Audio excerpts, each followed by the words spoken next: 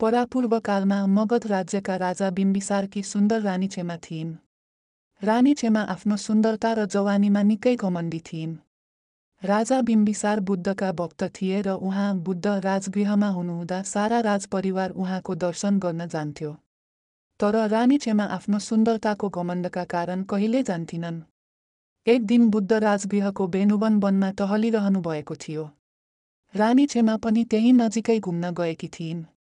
राजा बिम्बिसारले रानीलाई बुद्धको दर्शन नगरी दरबार नफर्कन सन्देश पठाए। अनिच्छुक हुँदाहुँदै पनि रानी बुद्धलाई भेट्न गइन्।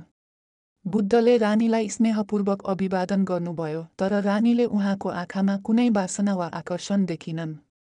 यो देखेर रानीलाई रिस उठ्यो र उनी क्रोधित भएर फर्किन तयार भइन्। बुद्धले उनको मनको कुरा बुझ्नुभयो र तुरुन्तै आफ्नो सिद्धि अलौकिक शक्ति प्रयोग गरेर आफ्नो दुवै छेउमा रानी क्षमाभन्दा धेरै गुणा सुन्दर दुई दिव्य महिलाहरू सृष्टि गर्नुभयो। यो दृश्य देखेर रानी झनै क्रोधित भइन्। तर उनले देखिन् कि ती दुई सुन्दर महिलाहरू बिस्तारै वृद्धावस्थातिर गइरहेका छन्। उनीहरूको कपाल सेतो भयो, छाला चाउरी पर्यो र उनीहरूको सुन्दरता क्षणभरमै हरायो। अन्तमा ती महिलाहरूको शरीर त्यहीँ विलीन भयो। यो देखेर रानी क्षमालाई ठूलो आश्चर्य भयो र उहाँको घमण्ड टुट्यो। उनलाई लाग्यो कि उनको आफ्नै सुन्दरता पनि एक दिन यसरी नै क्षणभङ्गुर भएर जानेछ। रानीले बुद्धको खुट्टामा परेर माफी मागिन् र भिक्षुनी बन्नका लागि दीक्षा लिने इच्छा व्यक्त गरिन्। बुद्धले बिना कुनै शब्द उनको मन परिवर्तन गर्नुभयो।